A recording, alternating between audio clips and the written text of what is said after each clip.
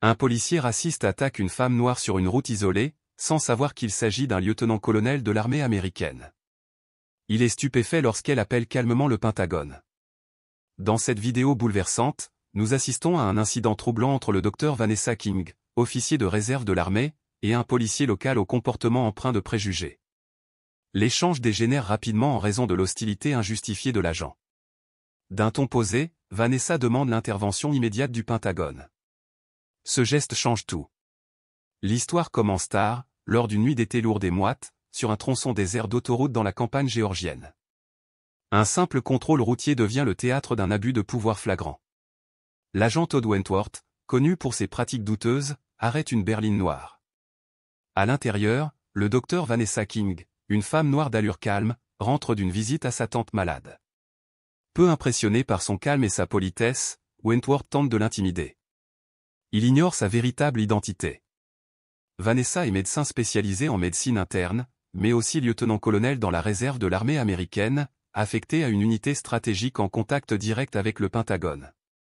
Elle est également la fille d'un colonel de l'armée de l'air à la retraite. Elle sait que, pour certains, sa simple présence sur cette route, une femme noire dans une voiture élégante suffit à éveiller les soupçons.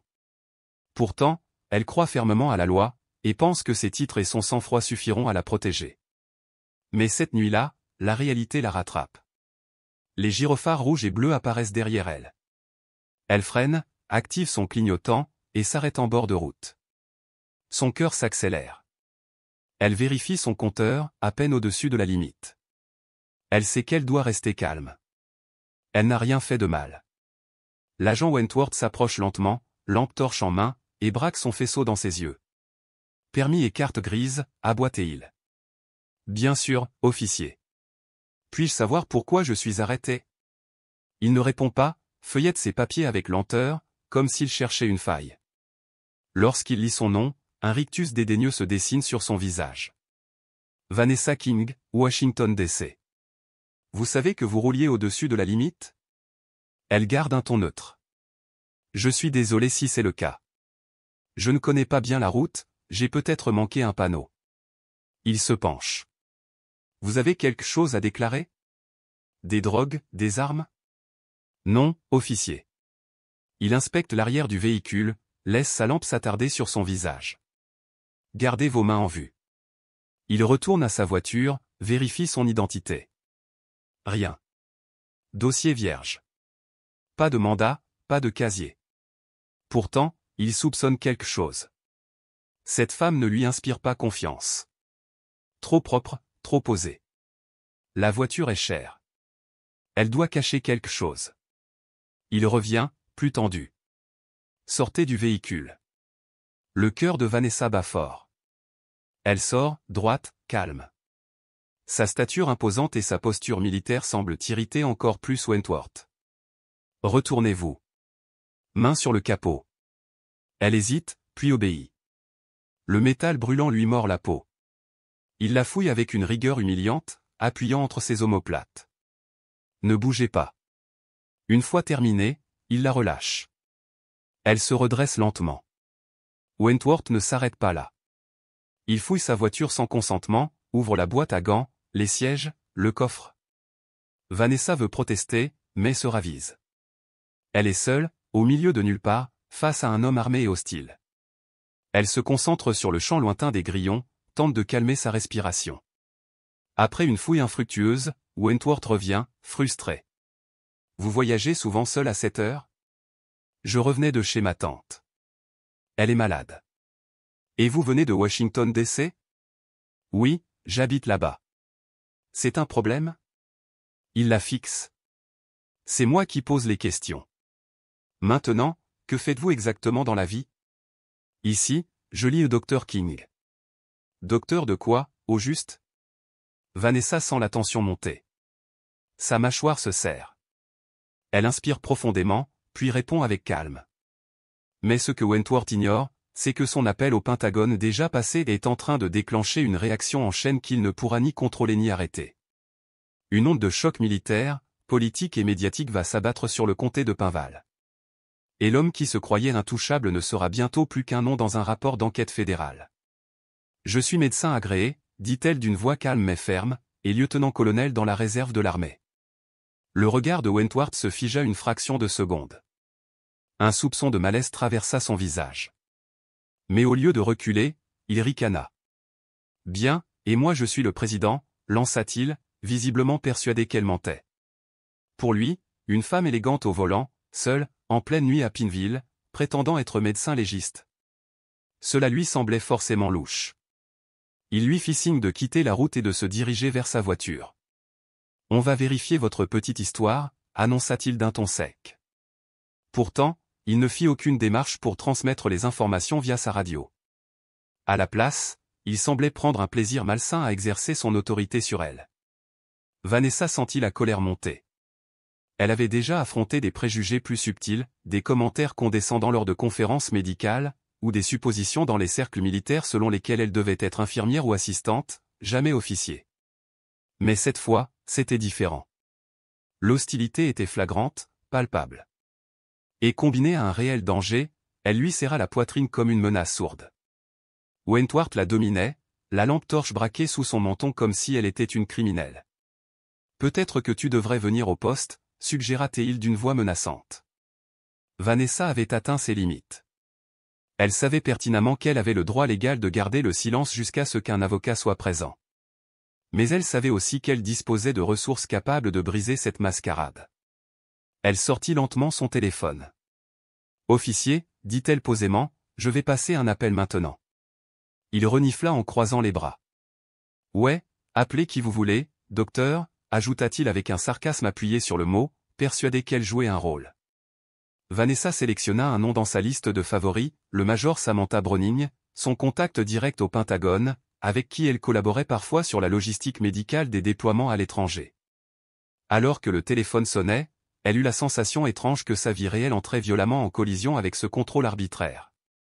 Elle n'avait jamais songé à user de ses relations pour des raisons personnelles, mais à cet instant, cela lui semblait être sa seule protection.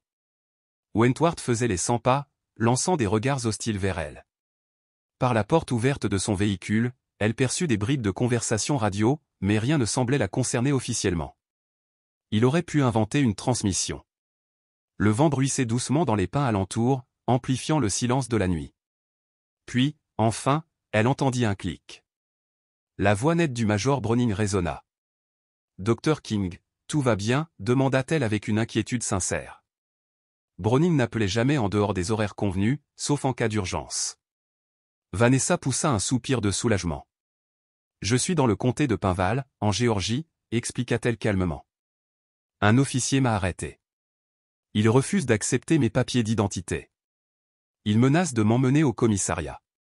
Major, j'aurais peut-être besoin d'une aide immédiate. » Un silence bref suivit, puis Browning répondit. « Tenez bon, Dr King. Je vais faire remonter cela par les bons canaux. Êtes-vous en sécurité pour le moment ?» Vanessa jeta un œil à Wentworth, qui fulminait à cause de son appel. « Relativement », murmura-t-elle. La voix du major devint plus dure. « Restez en ligne.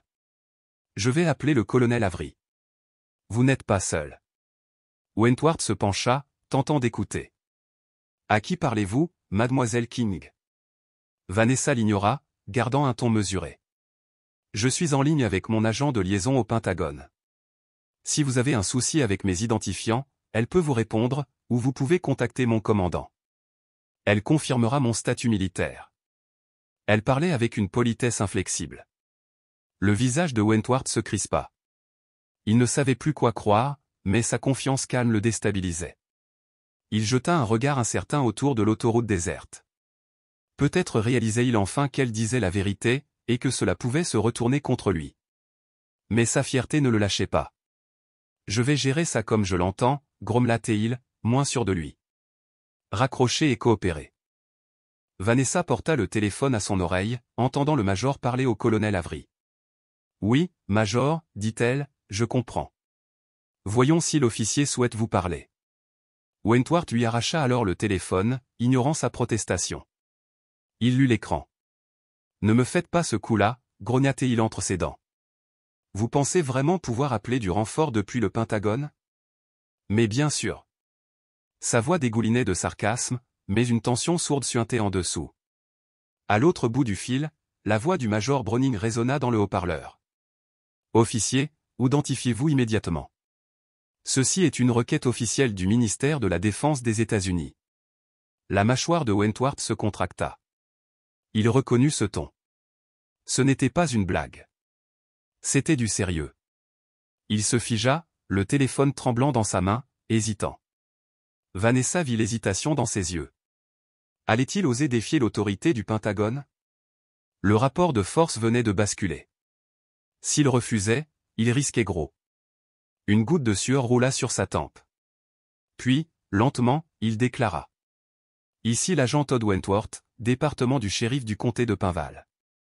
Officier Wentworth, répondit le major d'une voix glaciale, je suis le major Samantha Browning, liaison du renseignement médical au Pentagone. Le docteur Vanessa King est une officier commissionnée sous notre autorité.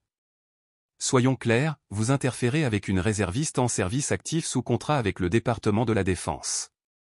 Si vous continuez à la détenir sans raison valable, vous violez des protocoles fédéraux. Wentworth resta figé, le téléphone collé à l'oreille, le visage en feu. Vanessa, les bras croisés, avait retrouvé son calme. Je faisais juste mon travail, madame, balbutia-t-il. Alors faites-le correctement, répliqua sèchement le major. Vérifiez ses papiers, donnez-lui une contravention si nécessaire, mais rendez-lui son téléphone, et ne la retenez plus sans motif légal. Un silence tomba, puis la ligne se coupa. Wentworth, pâle, abaissa le téléphone et le rendit à Vanessa, les mains tremblantes. Elle ressentit un mélange étrange, triomphe, soulagement et colère. Elle n'aurait jamais dû avoir besoin d'appeler le Pentagone pour être traitée avec respect. Elle reprit son téléphone, les yeux plantés dans ceux de l'agent. « Puis-je partir maintenant, officier ?» Il s'éclaircit la gorge, évitant son regard. « Oui. Je vais juste vous rédiger un avertissement. » Il retourna à sa voiture, son dos raide, la posture vidée de toute arrogance. Mais Vanessa n'avait pas fini. Elle s'approcha. « Officier Wentworth, dit-elle froidement, je n'apprécie pas d'avoir été traitée comme une criminelle, et encore moins qu'on me vole mon téléphone. Ce soir, vous avez violé mes droits. » Il ne releva pas les yeux, concentré sur l'avertissement qu'il griffonnait nerveusement. Sa plume tremblait. Il sentait le poids de ses actes. Il tendit l'avis sans croiser son regard. « Signez ici, murmura-t-il. Vanessa signa, sachant pertinemment que ce rapport ne serait pas le seul à circuler. Dans le rétroviseur du véhicule, elle aperçut son propre visage éclairé par la lumière intérieure, fatigué, mais résolu. « Vous pouvez y aller, lâcha-t-il enfin. Faites attention à votre vitesse la prochaine fois. » Elle hocha la tête, sèchement. « Merci, officier, répondit-elle sans aucune chaleur. Elle tourna les talons, remonta dans sa voiture. Avant de fermer la porte, elle croisa une dernière fois le regard de Wentworth. Il avait l'air seul, déconcerté, presque minuscule. Vanessa démarra, laissant derrière elle le silence, l'autoroute vide, et un nuage de poussière. Dans le rétroviseur, elle vit les feux arrière tourbillonner, comme une signature silencieuse de sa liberté reconquise. Ses doigts crispés sur le volant, elle laissait monter un tourbillon d'émotions, soulagement, colère, et une pointe de peur persistante. Elle avait déjà affronté l'adversité, mais la brutalité de cet arrêt humiliant l'avait profondément secouée. Malgré ses relations haut placées, elle réalisait à quel point elle avait frôlé une détention illégale ou pire. Jetant un œil à son téléphone, elle remarqua les appels manqués et les messages du major Browning et du colonel Avery. Elle ne pouvait pas tout gérer en conduisant, alors elle décida de sortir à la prochaine aire de repos. Elle avait besoin de souffler, de reprendre son souffle, de s'assurer qu'elle était vraiment en sécurité avant de continuer sa route. Tandis qu'elle roulait, 1000 pensées tourbillonnaient dans son esprit. Devait-elle déposer une plainte officielle contre l'agent Wentworth? Risquait-elle une vengeance? Et s'il y en avait d'autres, dans ce département de Pinville, partageant ces mêmes préjugés? 10 minutes plus tard, Vanessa se gara sur une aire de repos bien éclairée. La lumière crue des plafonniers projetait des ombres sévères sur le béton vide. Elle verrouilla ses portières et rappela immédiatement le major Browning. Browning décrocha presque aussitôt. « Dr King, tout va bien ?» demanda-t-il sans détour. Vanessa soupira. « Oui, je vais bien, secoué, mais ça va. Il m'a finalement laissé partir. » La voix du colonel Avery résonna dans la conversation. Browning l'avait mise sur haut-parleur. Heureux de l'entendre, déclara Avery. Cet officier a de graves problèmes. Qu'il ose encore lever le petit doigt sur vous, nous avons déjà contacté les autorités locales. Le front de Vanessa se plissa. Attendez, vous avez appelé le bureau du shérif du comté de Pineville. Absolument, confirma Avery. Disons que le shérif n'a pas été ravi d'apprendre qu'un de ses adjoints harcelait une contractuelle fédérale, surtout avec votre niveau d'habilitation. Il a promis un audit interne immédiat. Vanessa ressentit un élan de gratitude face à leur réactivité, mais une inquiétude sourde persistait. Merci, colonel. J'apprécie sincèrement votre soutien. À tout moment, répondit Avery, la voix ferme. Si vous avez besoin de quoi que ce soit, vous nous appelez. Cette nuit-là, Vanessa parcourut les derniers kilomètres avec prudence. Elle vérifiait constamment ses rétroviseurs, sur le qui-vive. Heureusement, aucun autre incident ne survint. Quand elle arriva chez sa tante, un vieux bungalow en bordure d'une petite ville, ses paupières étaient lourdes. Elle se glissa discrètement à l'intérieur, veillant à ne pas réveiller sa tante. Mais le sommeil refusa de venir. Toute la nuit, elle rejoua l'arrestation dans sa tête, chaque mot descendu de l'agent, chaque regard suspect, chaque fouille brutale et humiliante de sa voiture. Ce qui la révoltait encore plus, c'était de savoir qu'elle n'était pas une exception. Il existait des centaines, des milliers d'histoires semblables des femmes et des hommes noirs traités avec suspicion, voire violence, sans avoir eu la chance d'alerter un agent de liaison au Pentagone. À l'aube, une résolution naquit en elle. Elle devait faire quelque chose. Pas seulement pour elle, mais pour les autres. Elle rédigea une lettre officielle au bureau du shérif du comté de Pineville, relatant chaque détail de l'incident, les dates, les heures, la saisie de son téléphone sans mandat, la fouille non consentie. Sa tante dormait encore lorsqu'elle envoya la déclaration par mail, en copie au colonel Avery et au major Browning. À Pineville, le shérif Randall Moore fut réveillé à 5 heures du matin par son sergent. Celui-ci semblait nerveux. « Shérif, il faut que vous voyiez ça. » En quelques clics, Moore découvrit une plainte officielle signée de la Dr Vanessa King, lieutenant-colonel de réserve de l'armée américaine. La plainte avait également été transmise au ministère de la Défense, au superviseur de Moore au niveau de l'État, et au bureau de représentation locale. Le ventre de Moore se noua. Pineville n'était pas un comté riche, et son département était déjà au bord de la faillite. La dernière chose dont il avait besoin, c'était un scandale médiatique ou une enquête fédérale. La lettre décrivait l'inconduite flagrante de Wentworth, fouille illégale, intimidation, saisie de téléphone sans motif légitime.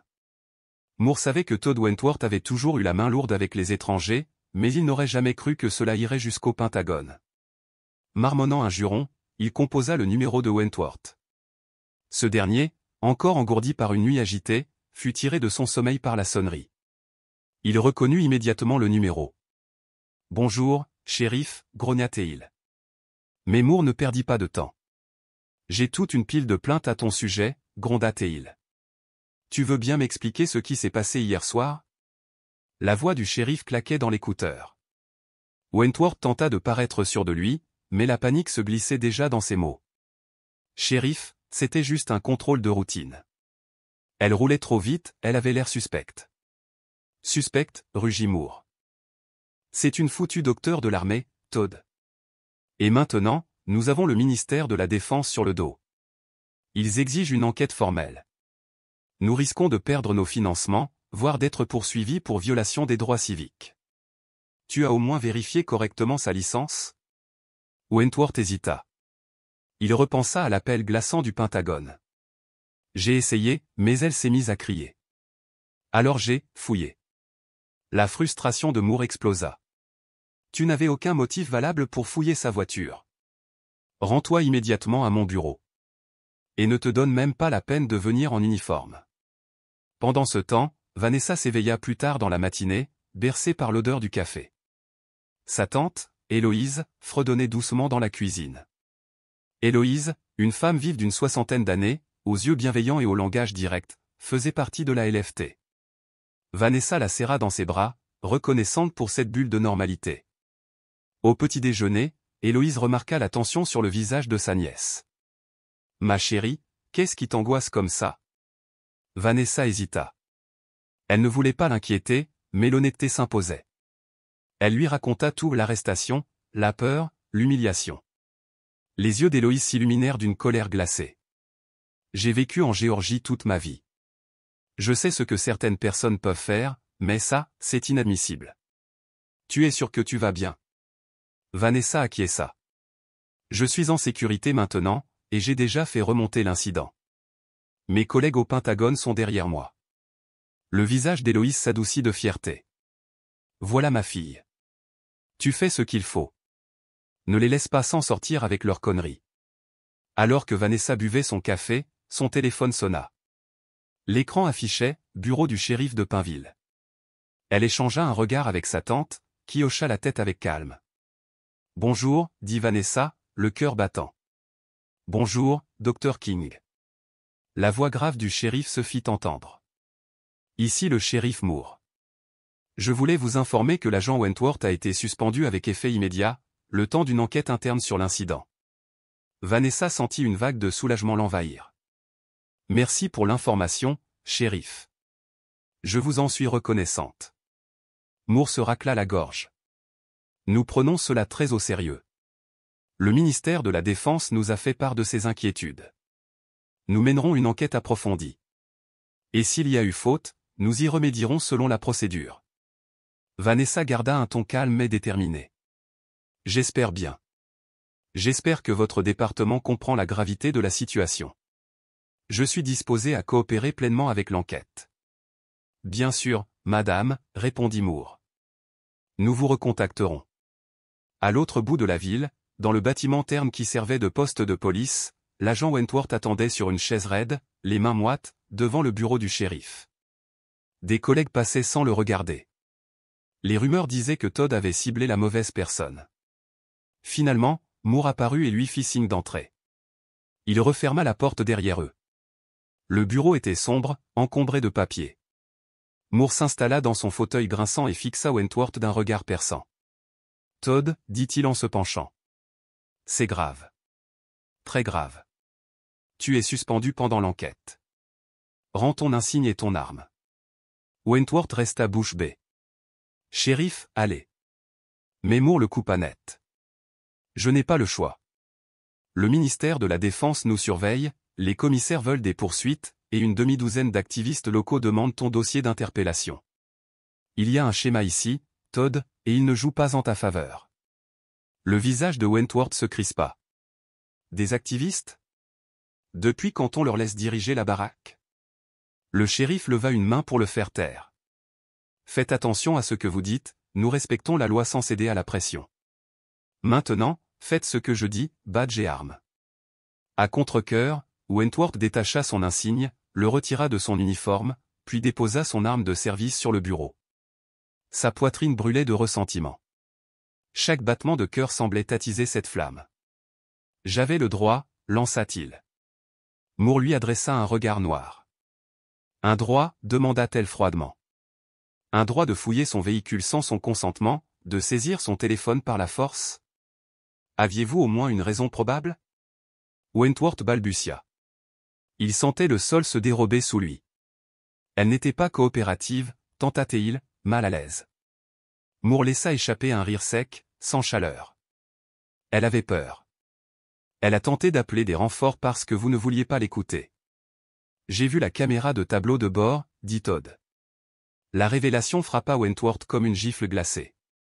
Il avait oublié cette maudite caméra, qui avait tout filmé, sa brutalité, ses gestes brusques, ses tactiques d'intimidation.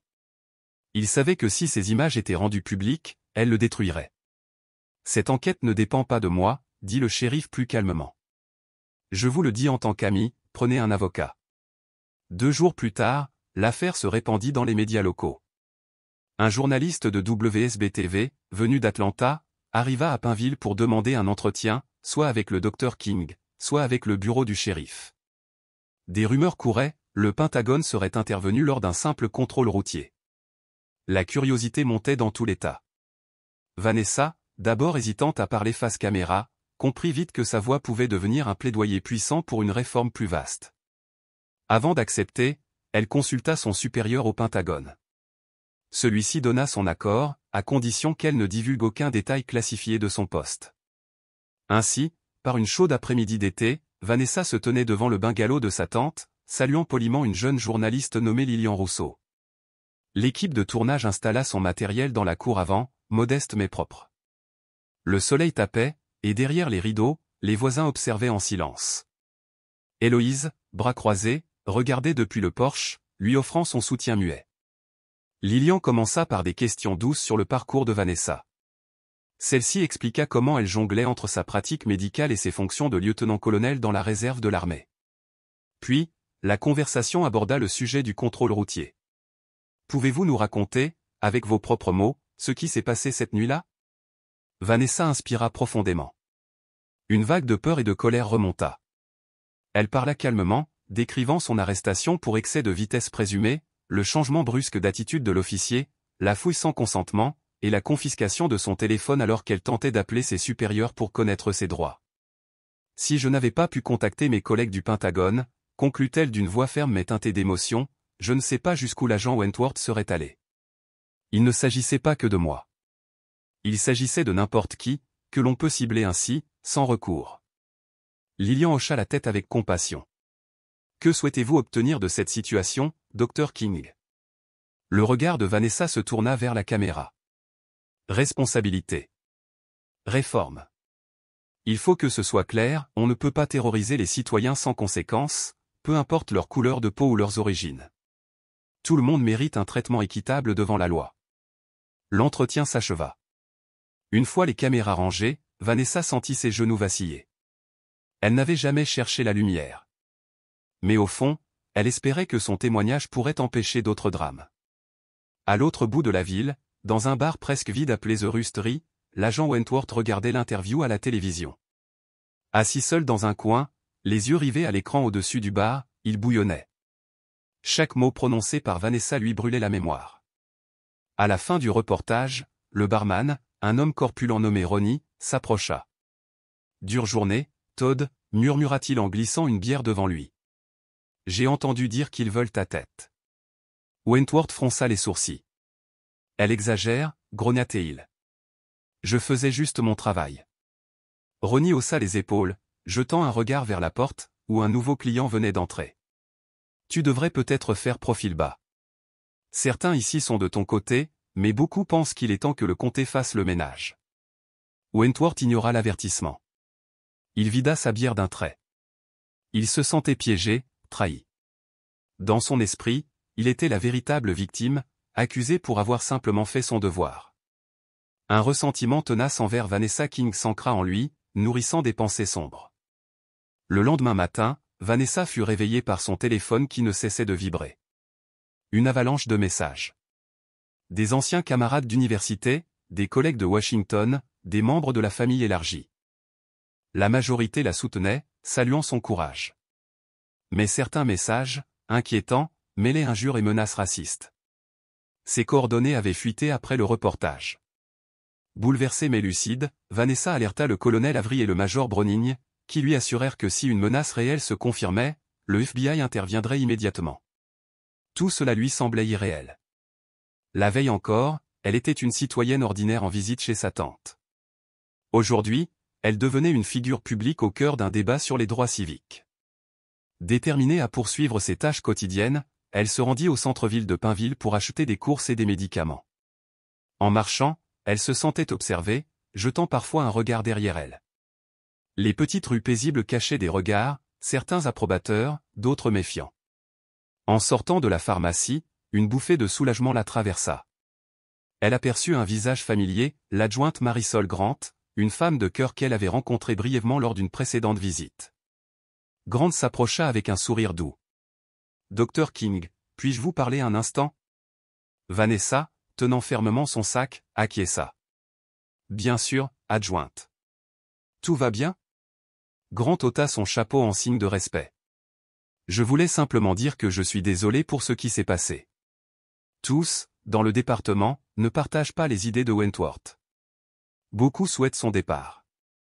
Il est un problème depuis longtemps. » Vanessa ressentit un élan de gratitude. « Merci, adjointe Grant. Cela me touche beaucoup. Savoir qu'il y a encore de bons officiers ici me donne de l'espoir. » Grant jeta un regard autour d'elle, s'assurant qu'aucune oreille indiscrète n'écoutait. Le shérif Moore est lié par des contraintes politiques, mais je peux vous dire ceci, les images de la caméra embarquée sont accablantes. Wentworth ne s'en sortira pas. En attendant, soyez prudente. Et voici mon numéro personnel, au cas où. Elle griffonna le numéro sur un petit carnet et le tendit à Vanessa. Touchée, Vanessa la remercia sincèrement. Pour la première fois depuis des jours, une lueur d'espoir naquit en elle, peut-être que la justice triompherait. Les rumeurs au sujet de la vidéo se propageaient. Des militants de la ville voisine de Mac organisèrent un rassemblement à Pinville, réclamant responsabilité et transparence. Vanessa fut invitée à y participer. D'abord hésitante, elle craignait d'attiser les tensions ou de mettre sa tante en danger. Mais après en avoir discuté avec Héloïse, qui lui dit « On ne peut pas se cacher éternellement », Vanessa décida d'y aller. Ce vendredi après-midi, elle se rendit dans un champ poussiéreux à la périphérie de Pinville. Une cinquantaine de personnes étaient déjà là. Des pancartes flottaient dans la brise, « Justice égale maintenant, stop au profilage racial ». La foule était diverse, noirs, blancs, jeunes, âgés. Une énergie de solidarité traversait l'air. Vanessa remarqua quelques agents en uniforme, en retrait. Elle reconnut avec soulagement l'adjointe Grant, qui lui adressa un discret signe de tête. Sur une estrade improvisée, les leaders locaux prirent la parole. Ils parlèrent des droits civiques, de justice, de surveillance. Puis ils appelèrent Vanessa à venir au micro. Le cœur battant, elle s'approcha. Elle s'éclaircit la gorge. « Je m'appelle Dr Vanessa King. Je suis médecin et lieutenant-colonel de réserve. Il y a quelques nuits, j'ai été arrêté dans ce comté. L'officier a violé mes droits, fouillé mon véhicule sans motif, et m'a empêché de contacter mes supérieurs. » Elle fit une pause, croisant les regards pleins d'attention. Cela n'aurait dû arriver ni à moi, ni à personne. Nous ne devrions pas avoir besoin de relations haut placées pour être traités avec dignité. C'est pourquoi je suis ici, avec vous. J'exige des comptes. Nous ne pouvons pas laisser les abus de pouvoir prospérer. Ensemble, forces de l'ordre, citoyens, militants, nous devons créer une communauté où chacun se sent en sécurité. Des applaudissements retentirent. Des voix scandèrent son nom. Vanessa fut envahie par une émotion forte. Elle chercha du regard Héloïse, qui l'applaudissait avec fierté. Non loin, l'adjointe Grant la regardait, approbatrice. Et pendant un bref instant, Vanessa entrevit un avenir où Pinville pourrait guérir, et où une voix pourrait vraiment changer les choses. Mais tout le monde n'accueillit pas cette vision avec bienveillance. Tapi dans l'ombre d'un vieux chêne noueux, l'agent Wentworth observait de loin, bouillonnant de rage contenue. Il n'était pas en service, vêtu d'habits civils, les bras croisés sur la poitrine. La chaleur moite de la journée semblait se mêler à la combustion lente de sa colère, nourrissant en lui un sentiment irrationnel de trahison. À ses yeux, Vanessa attisait une foule contre les forces de l'ordre, l'exposait à l'humiliation publique, ternissait sa réputation aux yeux de la nation. Au fond, il savait qu'il avait franchi la ligne cette nuit-là, lors de son arrestation, mais sa fierté blessée refusait de reconnaître son acte répréhensible. Alors, il rejeta la faute sur elle, la rendant responsable de la ruine de sa vie.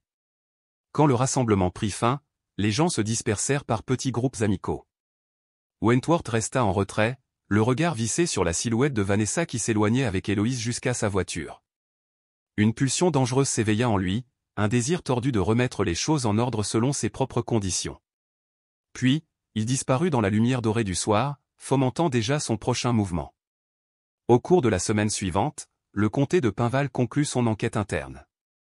Grâce aux images de la caméra embarquée et aux témoignages détaillés de Vanessa, la vérité éclata, l'agent Wentworth avait violé le protocole et fait preuve d'une conduite indigne d'un représentant de la loi. Le shérif Moore n'eut d'autre choix que de le congédier. Le communiqué officiel fut clair, avec effet immédiat, Todd Wentworth est relevé de ses fonctions. Le bureau du shérif du comté de Pinval applique une tolérance zéro pour tout manquement qui sape la confiance du public. Nous restons fermement engagés à garantir que nos agents respectent les normes les plus élevées de l'application de la loi. Lorsque la nouvelle éclata, les médias locaux s'en emparèrent. Une partie de la population de Pinval fut soulagée de voir la justice enfin rendue. D'autres, cependant, sympathisaient encore avec Wentworth, estimant qu'il avait été injustement sacrifié en exemple. Quant à Vanessa, elle ressentait un mélange de soulagement et de prudence. Pourtant, une ombre persistait en elle, le souvenir glaçant du regard de Wentworth lors du rassemblement. Depuis qu'il avait été licencié, Vanessa avait décidé de rester une semaine de plus auprès de sa tante, s'assurant que son traitement était en place et que l'aide-soignante à domicile était correctement formée. Ensuite, elle prévoyait de retourner à Washington, là où l'attendait sa ville, son cabinet médical, ses fonctions au Pentagone et le tumulte de la vie citadine. Par un matin frais, elle chargea ses affaires dans sa berlinée, les larmes aux yeux, dit au revoir à Héloïse. « Appelle-moi si tu as besoin de quoi que ce soit », murmura Vanessa en l'étreignant. « J'essaierai de revenir bientôt. Je t'aime. »« Moi aussi, bébé, conduis prudemment », répondit Héloïse, une inquiétude discrète au fond du regard. Elle sentait que quelque chose n'était pas encore terminé, et priait pour que tout rentre dans l'ordre, maintenant que Wentworth n'était plus là. Vanessa s'engagea sur l'autoroute, soulagée de laisser Pinval derrière elle. Les premiers rayons du soleil baignaient la route, lui offrant l'impression apaisante d'un nouveau départ. Elle alluma la radio, laissant une douce mélodie de jazz remplir l'habitacle, espérant ainsi dissiper les dernières traces d'anxiété. Elle ne savait pas qu'elle était suivie. À distance, une camionnette noire se maintenait dans son sillage. Au volant, Todd Wentworth, mâchoire crispée, les yeux fixés sur sa berline noire.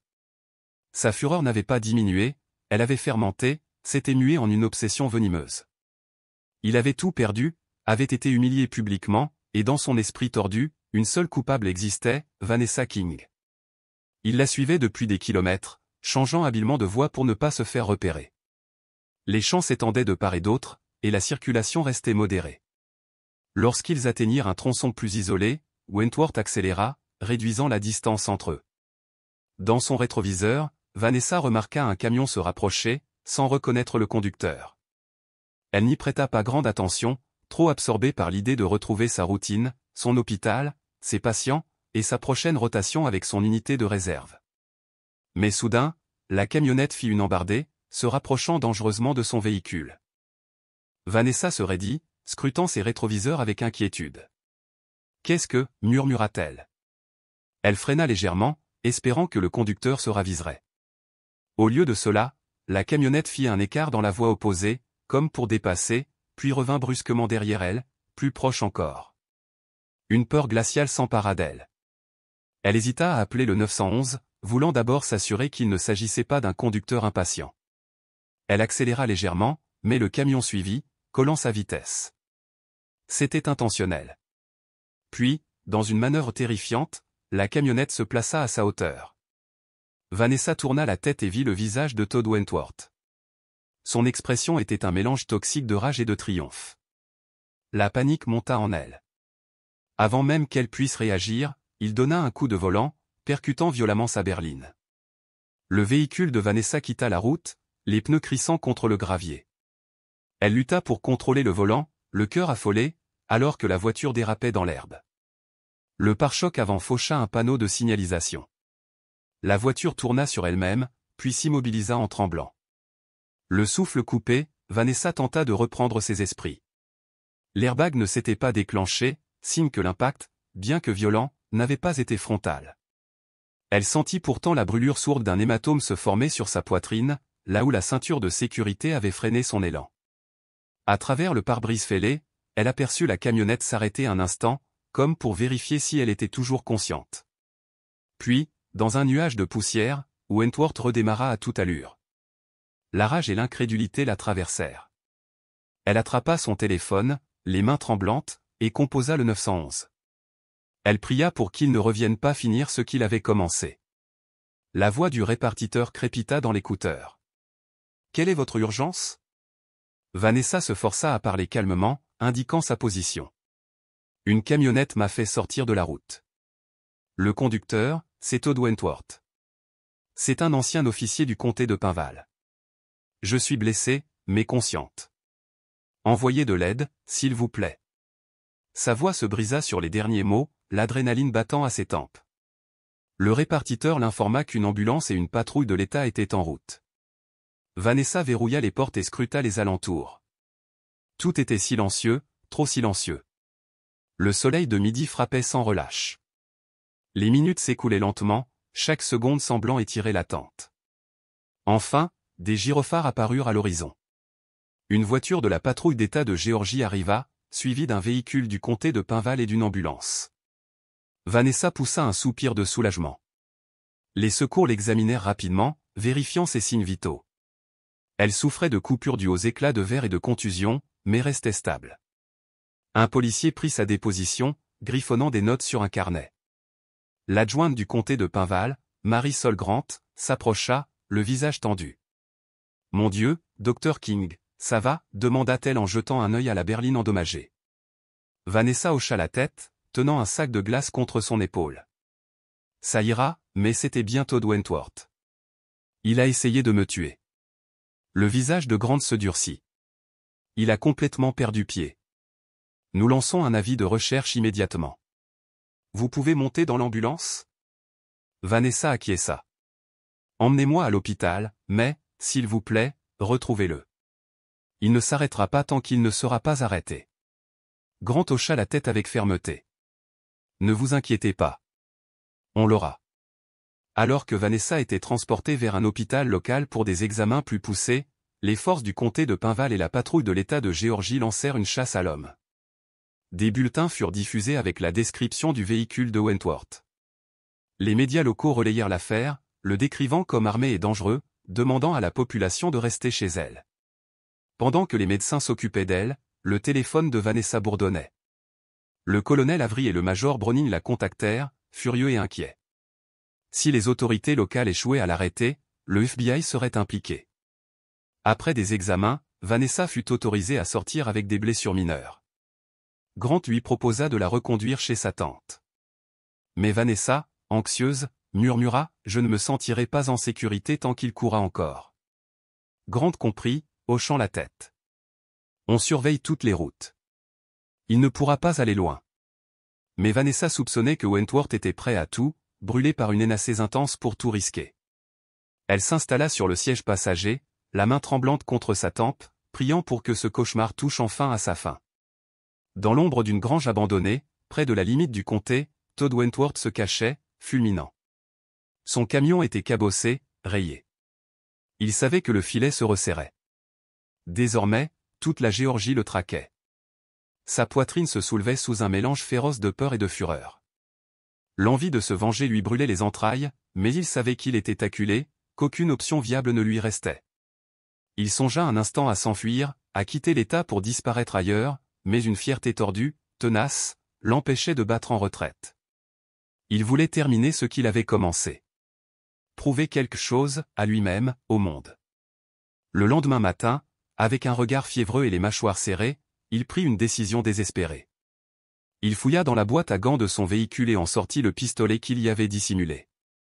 Après un dernier regard chargé de rancune vers son camion ravagé, il se mit en marche à pied vers Pinval. Quelque chose s'était brisé en lui. La pensée logique s'était effacée, laissant place à une obsession aveugle et dangereuse. Pendant ce temps, Vanessa se réveilla dans la chambre d'amis chez sa tante.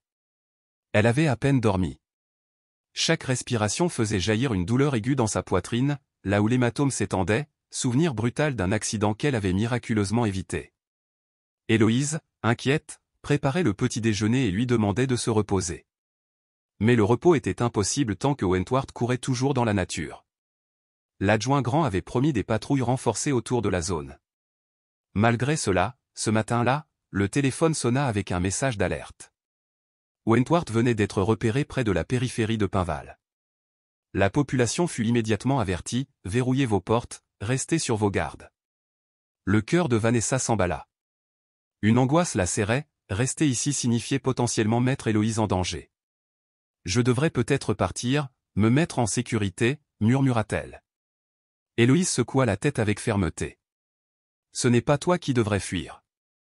Si cet imbécile met un pied ici, je n'hésiterai pas à appeler la police. Malgré la dureté de ses mots, Vanessa lut la peur dans ses yeux. Une culpabilité sourde la rongeait. C'était elle, pensait-elle, qui avait involontairement amené ce danger jusqu'au seuil de sa tante. Même si c'était Wentworth qui avait choisi la violence. Dehors, 2 voitures de patrouille stationnées au bord du trottoir, des agents à l'affût. Vanessa trouvait un maigre réconfort en leur présence. Elle tournait en rond dans le salon, scrutant par la fenêtre à intervalles réguliers. L'air semblait saturé de tension. Soudain, un grésillement s'échappa d'une radio de police. Puis, un des officiers accourut et frappa à la porte, essoufflé, « Dr King, nous avons un problème. Wentworth a été vu marchant en direction de ce quartier. Il faut vous mettre, vous et votre tante, en lieu sûr. » Le pouls de Vanessa s'accéléra. Elle et Héloïse rassemblèrent quelques effets essentiels. Escortées jusqu'à un SUV en attente, elles y montèrent précipitamment. Le moteur tournait à bas régime.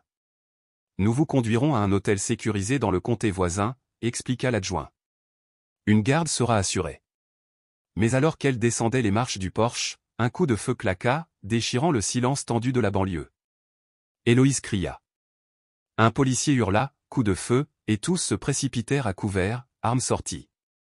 Vanessa se réfugia derrière le SUV, serrant sa tante contre elle pour la protéger. Un deuxième tir passa en sifflant, pulvérisant une boîte aux lettres en bord de pelouse. La police riposta vers un bosquet de buissons de l'autre côté de la rue. Le chaos s'empara du quartier. Des sirènes hurlaient au loin, les renforts affluaient. De derrière les buissons, la silhouette en haillons de Wentworth surgit, tenant son arme, le visage déformé par la rage.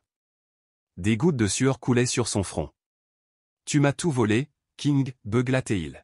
« J'ai tout perdu à cause de toi. » Un des officiers cria, « Lâchez votre arme. » Mais Wentworth hurla jamais, en pointant son arme d'un geste désespéré. Une nouvelle salve éclata. Les vitres d'une voiture volèrent en éclats. Vanessa serra Héloïse encore plus fort, retenant son souffle. Soudain, d'autres véhicules de police envahirent la rue. L'adjoint grand descendit et lança dans un mégaphone, « Todd, abandonne. C'est fini. » Un silence oppressant tomba. Wentworth leva lentement son arme, les yeux fixés sur Vanessa. Elle sentit une vague glaciale de terreur monter. Était-ce la fin? Mais avant qu'il ne puisse tirer, les agents surgissaient derrière lui et le plaquèrent au sol. L'arme tomba sur le trottoir dans un bruit sec. Wentworth se débattit avec fureur, mais fut rapidement maîtrisé, menotté, haletant, ruisselant de sueur. L'adjoint grand se posta devant lui. « Todd Wentworth, vous êtes en état d'arrestation pour tentative de meurtre, agression armée et bien d'autres chefs d'accusation que je n'ai pas le temps d'énumérer. » Allongé au sol, Wentworth lança un regard empli de haine, le souffle court, son visage ravagé par la frustration et la défaite. La justice karmique avait frappé. Il gisait là, brisé, pris dans les ruines de sa propre folie. Vanessa aida Héloïse à se relever. La vieille femme tremblait, les larmes aux yeux. Les policiers vinrent s'assurer qu'elles allaient bien. Physiquement, elles étaient indemnes, bien que profondément secouées. Dans le silence qui suivit, chargé d'émotion, Vanessa ressentit un soulagement profond. Le règne de terreur de Wentworth était terminé. Cette épreuve insoutenable rappelait combien les préjugés et les abus d'autorité peuvent se tapir derrière des interactions en apparence banales. Et parfois, il faut un courage inébranlable pour les affronter. Dans ce cas précis, un simple contrôle routier s'était transformé en une confrontation où la vie de plusieurs personnes avait basculé. Mais grâce à la persévérance, à la solidarité de la communauté et au soutien sans faille de collègues déterminés, la docteure Vanessa King avait non seulement protégé sa vie, mais aussi assuré que justice soit rendue. Si son histoire vous pousse à vous lever contre l'injustice, ou offre de l'espoir à ceux qui en ont été victimes, alors elle a accompli son rôle. Merci d'avoir été témoin de ce voyage dramatique, de la peur à la résilience. Si vous souhaitez découvrir d'autres récits vrais, empreints de courage et de responsabilité, aimez, partagez et abonnez-vous à notre chaîne. Ensemble, transmettons ce message essentiel, personne quel que soit son rang, son titre ou son passé ne devrait être au-dessus de ses responsabilités.